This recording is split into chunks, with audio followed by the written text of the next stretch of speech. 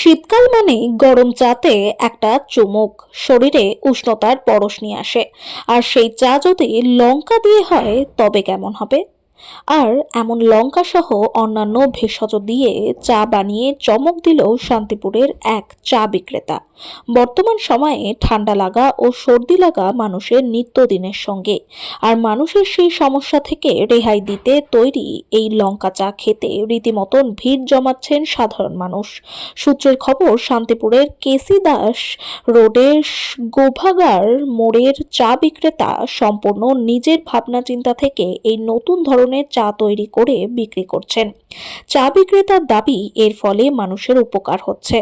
নদিয়া থেকে বাবুয়া ব্যানার্জির রিপোর্ট, প্রথম আলোর বার্তার পর্দায়। সঙ্গে থাকুন, ভরসা রাখুন। লঙ্কা চা খেলাম, এই প্রথম খেলাম। লঙ্কা দিয়ে চাটা লঙ্কা দিয়ে খেলাম, খুব সুন্দর লাগলো।